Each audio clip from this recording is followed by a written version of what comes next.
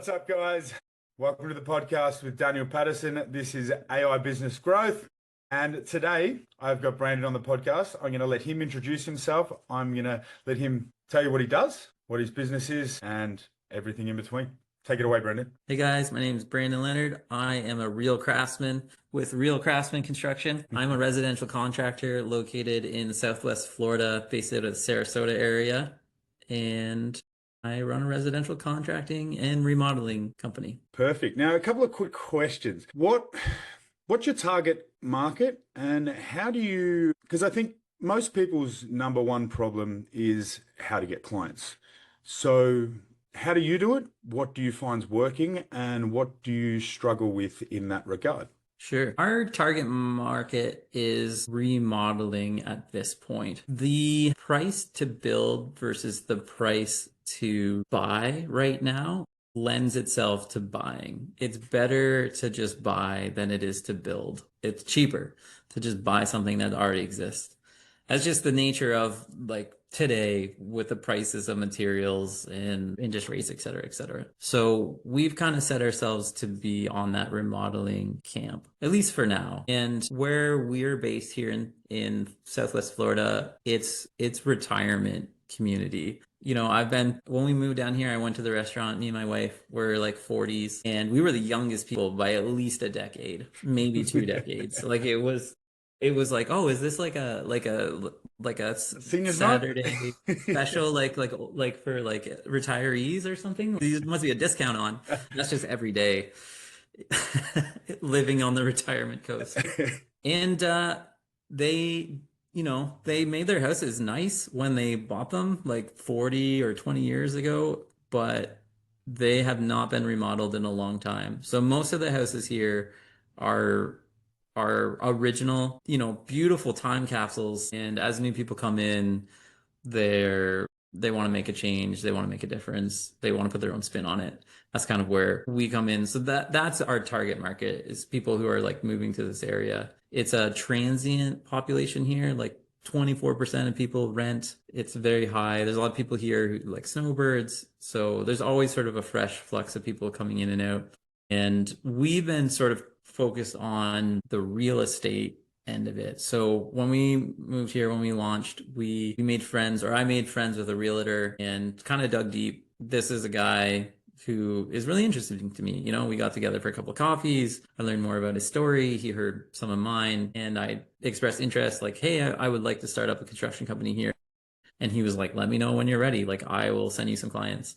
And he did. He has, like, from the beginning has been a huge support. And if I had more time, I would do more networking with people like him. But we've been able to get a lot of new clients through real estate connections. People who are buying, some people who are selling, they want to do sort of a flip or try and get some value into their place before they put it up for sale, or try and go for a faster sale. Just kind of depends. We've done a little bit. We've been playing with like Angie's Leads and some of the digital advertising stuff. It has its ups and downs. I would say that I haven't fully explored that yet in all of its facets, which is partially because that's its own world. And, if you're like an amazing lead generator, then you can just start that business and not construction and not do construction, because you're just like, I run an advertising agency, which is not my interest. No, that's perfect. So you mentioned something there, which I think is very important. I think you mentioned saying that if you could spend more time making more connections, like your real estate friend, you would. What is taking up most of your time right now that you can't make more of those connections? At this point, so we've been doing the construction company for about a year. It's about 12 months. We started like officially in October, and we're almost at October again. The thing that's taking up my time is just running the company, or not even running the company, but just like starting the company. So it's building rapport with employees. It's being able to trust them, knowing which clients they can be left alone with, which clients going to need more hands-on. Part of it is just building. I really enjoy working with the tools and like making things, using my hands to build beautiful things. So that stuff just takes up time, and I guess we're busy enough that we don't need to go get more work every day. We should probably be a little more proactive about keeping work in the pipeline, and I feel like we're starting to get to that point where, okay, we have like everything for the next, say, 2 months or maybe a month. What's happening 3 months from now? How are we gonna put time into that?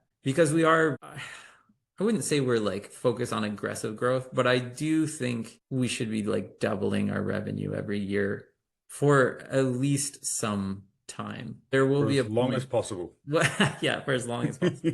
I mean, the first month we doubled. By the second month, it was exponential. We Yeah. went from like $10, $100 to $1,000. It was 10x it, amazing. baby. 10x in like 3 days. Nice, nice. So yeah, but I think the networking is where you get those sort of long-term leads. It's just hard to, I think what's maybe hard about putting time into that is it's not consistent. So when you get referral work, you can get a lot of referral work all in a very short period of time, and then it can be dry for a while. And I'm still figuring out, when is the build season here? Like, when are the times that are slow? When are the times that are busy? And I've been sort of purposely trying not to go full bore on just getting as much work as possible, because I still want to like make mistakes when we're small before we're making mistakes at scale, and then we get wiped out Yeah. because I didn't know that. And it was like, too bad that was on like a $10 million project or something. Like, Yeah, we're it could cost you. bankrupt now. Yeah, so I'm purposely trying to be smaller, or at least be hands-on and grow, I guess, my own confidence. That first big job that came in, it was like, can we do this? I don't know, probably. I think so, maybe. And then we did, and it was like, wow, okay, yeah, we can. We're good. We can do this. We can do this. But like, did we charge enough? You're like, I don't know. Like, it's the first quote. You're just like, how much should it Yeah. cost? You're like, this is a About this good, much. yeah, this is my estimate. ChatGPT says this number. That seems unrealistic. Like, No, that's fair. let's change that. So it's, there are reasons why we have started small. But again, we started with two partners who were used to making like reasonably good incomes. And so far, we're eating, That's a good start. I'm paying the mortgage. So by most measures, it's going like successfully really well. So I don't know I have ideas on long term, but yeah, it's right now. Let's dive into that. What are your 6, 12, and 5 year plans, and then let's work back from that. From 5 years back to Yeah, no, we'll go 6, 12, 5, and then work back on a few things after we know the goals. Within the next 6 months, I'd like to have like 4 full-time guys. So we have the 2 founders and then 4 full-time, kind of maybe labor supervisor mix, maybe one supervisor in that mix, and fairly self-sufficient. That will give me and my partner enough time to focus on growth, marketing, like client relationship, while making enough off of like labor materials to cover overhead. So, and be sustainable. It's still going to be tight, or like you still got to be careful with money, but like should be sustainable. What do you think the bottleneck is there? So do you think it is you just want more time to get more comfortable, or do you think there is a specific bottleneck, whether it be marketing, whether it be the actual hiring process? Where do you think your bottleneck is there? I think it's comfortability. Yeah, I think so. I think it's consistency. So there are like, we get this month right now is a good month. We've got 3, fairly, for us, sizable jobs on the go. And we've got 3 full-time guys now at this like moment. And it's like, okay, this is good. But I don't know, but it was slow over the summer, which I think it is part of the build season here is slower in the summer because less people here, and this is kind of like a winter destination. So right now I think it's busy because people are coming, they're thinking about their projects, they want to get started, etc. And so I think we're in the busy season, and will be for the next little bit. But I don't know, and I don't know if in 3 months from now we're gonna have enough work to keep 3 guys busy. I hope so. But I don't know. And then that's a confidence piece, because it's like, well, I haven't done it for a decade. I don't know. And I haven't built I'm relatively new to the area. So I don't have a ton of people that I can reach out to and be like, hey, you've been doing this forever. Like, what what should I be aware of? Like, is this a busy time? Like, is this busy for everyone? And then it's gonna be like really slow in a couple months from now? Or just, I don't know. I haven't really connected with a lot of contractors. There's probably some reasons for that. To be like, give me some advice. Like, Yep. what would you do? Like, do you hire seasonal people? Do you try and rely on subs? Like, do you try to keep staff? That I know for us, we'll have our own flavor of that because Hmm. we really care about people, like Hmm. clients and the people that work for us. So we try and pay people more than they would make other places and try and be flexible with their schedules and just generally value them and pay them on time and keep the business with enough money in the bank so that even when it's slow, we can still pay them or like, I think that trying comes down to really building a hard to like make sure cash flow is there to like not just be like, hey, it's coming, but like we yeah. can't pay you. So sucks that you won't have like electricity for the next So I think you're saying as well that building a culture around trust and well, just building a culture that you want for your company is very yeah. important for Yeah. Yeah. Something that is like leaves the world a better place. you. We're not Perfect. here to get rich. It'd be nice though. Yeah, I mean, we will handle that responsibility as it comes. Yeah, exactly. Exactly. But the goal is not like money is not the only goal. We use it as a tool to track. Yep. We're using it as a measurement of like whether we're, just a metric to Yep. track basically health. Yeah. How's the health of the business? Well, Yeah. we are turning over more than we Yeah. are spending. We are doing well. Yeah. That's Yeah. perfect. Okay. And then your 12-month plan. So 12 months would be things are sustainable now, probably leaning into the marketing. How big do we want this thing to be? Like, how do we want to have like a multi-crew thing going on? Do we want to sort of specialize in certain categories? We've talked about purchasing like sister companies. So if we bought a window and door company, for instance, or here they have Lanai's, which is like an aluminum cage system that goes over pools. They get taken out by hurricanes every year, and there's insane markups on them. Yeah. So it seems like a really profitable business. I definitely have done enough Google searches to realize that they pop up really quickly, and Yeah. there's a lot of them now. But are they all being run well? No. Do they like, are there some ones that are on sale that we could just maybe scoop up and there's some guys and some like maybe. So I like to explore that probably more of the business side of it. Like what is like running a business organization look like? And what skills and character development do I need to get into those roles and to do them well? So that's probably a year from now is I'm still on the tools, some or still, like turning out remodels and just like the core stuff. But from a exploration point of view, like what kind of is next? Should we expand the verticals that way or, do we double down on the building? So Or build yeah, a system for exactly what you're doing or expand into larger things. I like yeah, that. yeah. Cool. And then your 5 year, where do you see it? I suppose you don't really have a 5 year all up because of that last step. Is that correct? Or do you see yourself where you're going to be in 5 years? Well, we've got a number of divisions that we could launch. There's Yep. like 9 different divisions. Everything went well and all of them were like great ideas. Yeah. Once you explore them, you're like, that might not be a good idea. If we were gonna explore them all and they were all great ideas, it would be sort of what would be the best way to put it? Okay, this is a bit of a rabbit hole, That's all right. but I I'll put it out there. Yeah. So a while back, I have like a mentor who I've done like investing with. So we do options trading and we wrote some software during COVID when everything was slow to trade in the market. And it does exceptionally well. And we thought about like launching a hedge fund and like getting into that world. But we wanted to like make returns for normal people. Like we weren't trying to service like billionaires or just like people who have like tons of money have options for investing their money. It was like how can we help real people? And we got into there's basically a lot of red tape.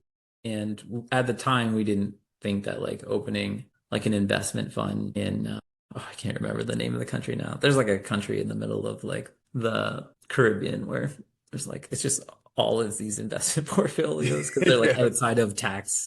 Anyway, it's a whole thing. So what we kind of were studying Warren Buffett, and one of the things that Warren Buffett what did was he bought investment companies or insurance companies Hmm. because they have to have so much cash on hand or like liquid money to fit the bill to be an insurance company that passes all the things. But you can invest that money. And Warren Buffett was like looking at their returns and he's like, I can make better returns than these insurance companies are on their money. So he started buying insurance companies just for their like cash, the Capital. cash part of their portfolio, and then would invest it, and then they would make like better returns in total, and then they were worth more. So we kind of realized, hey, if we got into like real estate, we could kind of do that. Like if we got rental properties or if we were like flipping houses, etc., and we had a real estate portfolio, and that was like the main company, then there's a rule that says like you can have 35% of your profits come from somewhere else, and it's still a Hmm. real estate, whatever empire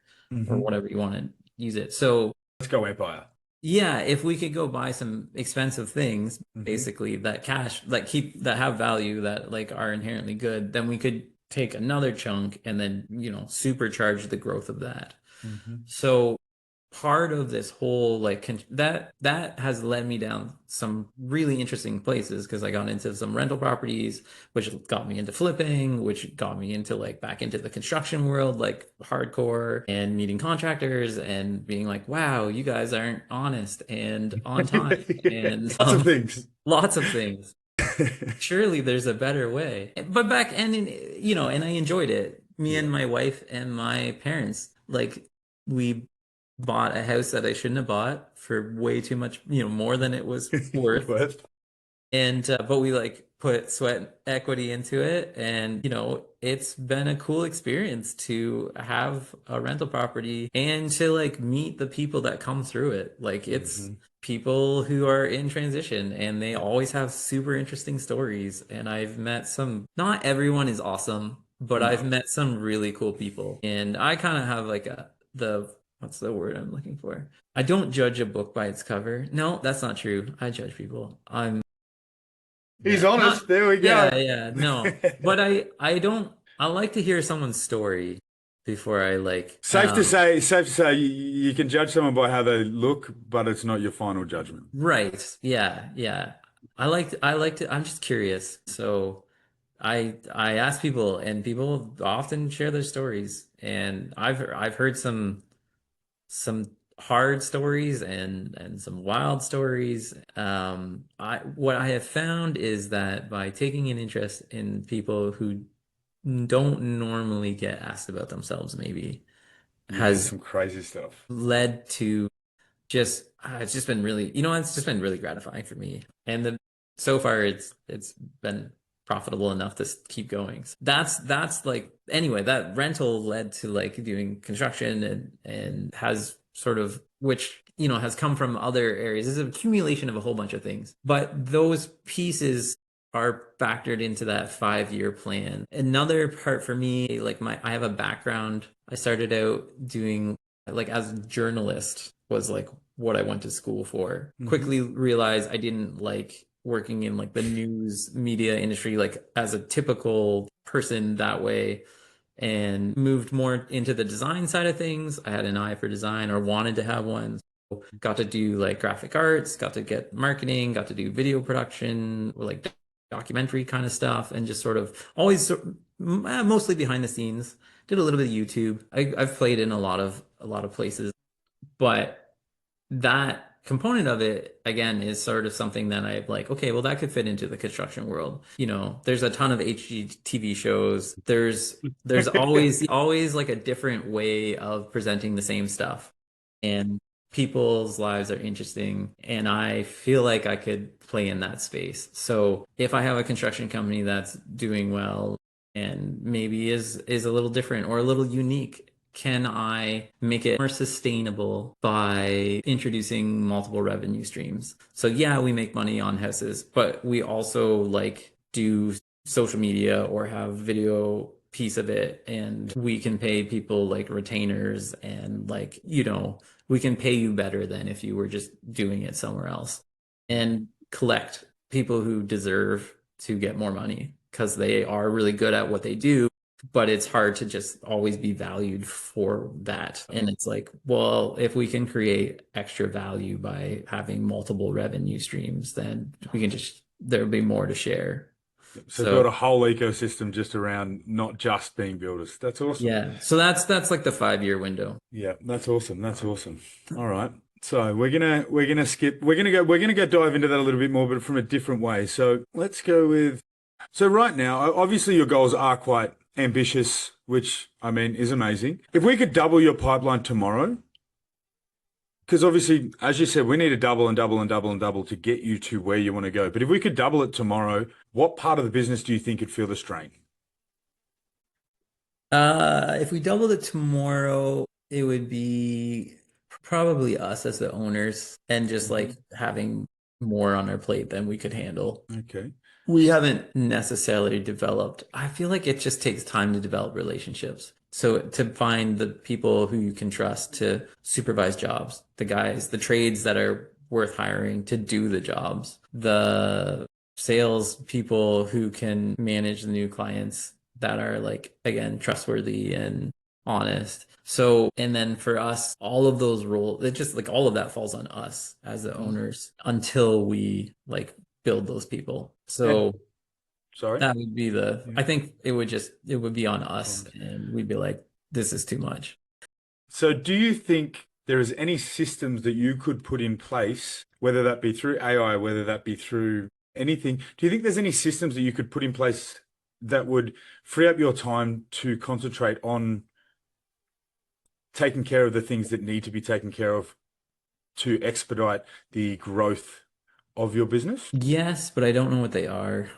That's right. And I'm not sure. I'm weary of the cost. I think I feel like growth takes investment, whether that's time or resources or whatever. Like he's just like, yeah, I want to be bigger. And it's like, that's awesome. Mm-hmm. You should do it, but that requires investment, which is like, I'm gonna make sacrifices right now based on future growth that I'm pretty sure will happen. And so to get the systems in place to do that will take time or energy or money that I probably don't have right now, or I have some, but I only have what I have. And until I have more of it from the future. So I think that's maybe like too practical of an answer, but that's probably it. And at this point, I'm 40 something, so and I'm adventurous, so I've taken enough swings at bat to have some awesome wins, but realize that to win long term, it's about managing risk in relation to that return or that reward. So yeah, pick the things that you think have the most return, but also like you can only pay for them with so much borrowed money, or you can only, There's still some that need to come from sweat equity. Yeah, you can only like not sleep so many hours a night. Like there are limitations, and I think I've had couple of good mentors in my life who've warned me like early enough on that they're just like, don't sacrifice everything for this singular goal. And it's not that you won't necessarily achieve it. It's just sort of like, even if you do, like you'll regret it later that you like don't have a family, or you don't have like a wife, or or like you had 3 of them instead of Yeah. It sounds like a lot of work to me. Yeah. I think I can't remember who said it, but they were just like, the best financial advice I can give you is like, don't get divorced. It's really expensive. It's like, just cut everything you'll ever make in half, or like for the next and then years. some. Yeah. And then just like, and the next best piece of advice is like, don't get divorced again, because then you'll be at like a quarter. So, shouldn't the next bit of advice be don't get married again? Far out. All right. So what's the most expensive problems that you could fix in your business today? the most expensive problems. Is that systems? Is that so? Well, I've got a couple of questions here, and it does all lead into the most expensive thing. But do you know where your leads are coming from? Do you know? Are you tracking all of your leads? What are you doing there? Is that And is it lost work? Is it lost work that you're not getting because of X, Y, and Z? Is that the most expensive thing? Or, they're sort of the questions that I'm kind of Yeah, trying to ask. sure. We get probably 75% of our leads through referral. So we would get about 75% of our leads through referral, through networking with realtors. We've built up some really good relationships. And again, we found people who are like buying houses or selling houses, or just like have been living in their house and just don't know, they haven't done anything because they don't know who to talk to, and they reach out to a realtor, and the realtor is like, yeah, I know someone. The other, I'd say another 15% comes from like digital media, so like Angie's leads, like paid ads, which is fairly easy to track because we know how many leads we win and how much money we spend on generating the leads. And then I would say the other like 10, I think I'm up to 100 now percent, is through like combing Facebook and just sort of messaging people in groups and kind of reaching out and sort of being available. So yeah, realtor, and then like trade network is like we get referrals from other people in the trades that we work with who are like, oh, I know a good contract. Like someone will needs a contractor, and the tile person's like, oh, I know a contractor that I did work with, etc. So that's kind of the breakdown. From an opportunity cost, probably like not networking, or like any time I spend not networking is costing me the most. Mhm.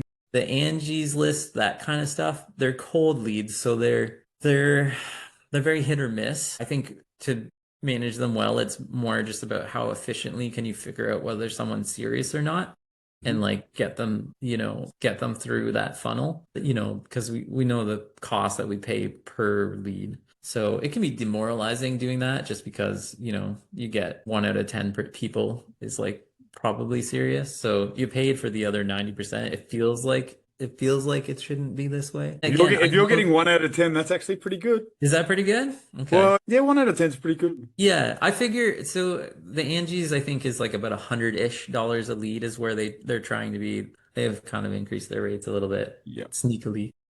course. Yeah. They're just like, "Oh, just so you know, rates are going up just a tiny bit. Don't worry about it. Just We're another gonna still give you 20%. every." Yeah, we're just we'll handle it on our end. You'll still get all the leads you can want. You just anyway. Yeah. Just going to cost you Uh more. Yeah, it's going to cost you slightly more. And yeah, so they're about $100 a lead, and 1 out of 10. So it's like $1,000 And per how much per do you lead. think you're spending on that? Would that be one of your biggest expenses for No, we're marketing? pretty not we're pretty low on our marketing spend. When I started, so I've looked into some other business models for other industries, and they say that an established business should be spending like 2% on marketing as like a digital marketing spend, Hmm. or traditional campaign, whatever you want to put it. But that's like what you should be spending on the marketing campaign, not necessarily people who are focused on it in your Yeah. organization. The businesses spend more than that because Mhm. you're like scaling and getting off. So I think when we originally started, we probably were like 5 to 10%. But then as we've grown, I haven't really changed how much the spend is. So it's probably like it'd be under 2% Hmm. of like total revenue that's coming in. So we're definitely not overspending that way. But we're still kind of getting the basics down of like how do we manage jobs? How do we not have down days because there's a lot of flexibility because, the client was supposed to order the tiles and they got the wrong tiles. Yeah. The week we were going to spend tiling is not going to be spent tiling. So what's the other job that we can like quickly scramble and put the guys on so they're not sitting around? Yeah. Because I don't want to send them home and just be like, oh, it sucks for you guys. You don't get paid as much this week. You Yeah. don't get paid as much this week. Like, I hope that your landlord doesn't mind. So, yeah, that's been, as we kind of scale, that's been a thing, is sort of like scheduling people and making and trying to keep enough jobs on the go. But again, as we grow, we have like more jobs, so you can kind of maneuver people a little bit more. Yeah. So it could kind of, but it doesn't cause me as much stress as it could, just because. as the jobs grow in size, you kind of have that little bit of security. It's just like, okay, well, we may not be getting through it as fast, which again affects the bottom line, but at least like Yep. the work is there Yep. and it's not, then gone. Mm. It's just Yeah. like, it'll just, it's still falling into we're pretty, what's, we're pretty efficient at like getting through work. So, and we have enough in our margins when we do, like when we land jobs that if they go over time, it's okay. Yeah, Like it's not a huge shit. obviously there's like it's relative, but Yeah. like, if a job is like 6 weeks and it goes to 8 weeks, it's okay. We're Yep. not like it's not the end of the world. So Yep. we're not that tight on the margins that we're Yep. screwed. So, final answer for the most expensive problem? That if just first thing that pops to mind, if you could fix it today, what would you fix? It doesn't even have to be the most expensive, but what is an expense that if you could fix today, you would? Consistent work. Consistent work, perfect. Consistent Okay. work. And then one repetitive task you or your team do that you'd like to automate. Bookkeeping. Bookkeeping. I think that's most people's bookkeeping. Bookkeeping sucks. All I right. keep thinking like, oh, I can do this because I can do it. And I'm like, It's a time sink. and I like it. I like seeing all the numbers. It makes me feel responsible, but it's like the last thing it's the thing I procrastinate the most about doing. Yeah, I can relate there. I can relate. All right, so we got one last question, and we'll go with this. So construction's been changing pretty fast, as we all know. Well, not so much you because you're pretty new to the industry, but at the moment, construction going through new changes with spaces not being what they once were. You're doing new builds now that have got these, health rooms and it's much more open living than it was. So the changes are just forever. What's the biggest shift that you're noticing with what you're doing? Yeah, I would think probably the biggest shift in the construction industry is comes down to like software tools, like the AI stuff, which is changing the way you can quote. It's changing what clients know. Yeah. You can give a client this is how much it's going to cost, and they go into ChatGPT and they're like, "Well, said it was this much money," We'll and get ChatGPT to do it then. and so which is sort of like a newish problem, Yeah. I think, and I don't really struggle with that too much, like on our level, because we're a lot more about like building relationships than chasing like the lowest price point. And when we have clients who kind of struggle with prices, and there's lots of reason for struggling with prices, and some of them are legitimate. Like you're just like, yeah, I get it. Like you don't have as much money as you wish you had, or like it just costs more. We have some clients who are elderly, and it's like, I know the last time you did like some sort of renovation project like 20 years ago, like the prices are not the same. It's like Even close. like it's just sit down. The number's going to be quite a bit bigger than I'm pretty sure you think it is. And it's like, they have like a fixed income or just whatever. And you're just like, I get it. And so we'll work with them on that. But there are other people who are just like, oh, I know stuff. I do my research and like this guy, like I got a price for this. And it's like, great. Where is he? Like we come in on, I'd say like 10% of our jobs is fixing other people's mistakes. Yep. So they like got arrested or they left the state or like Wow. Florida. they got fired. They got fired because like they like one time like this is a long time ago now from earlier, but like I came in, it was a roofing job and it was like, oh, what happened to the last guy? And he was like, oh, he got drunk on the roof and started peeing on my kids.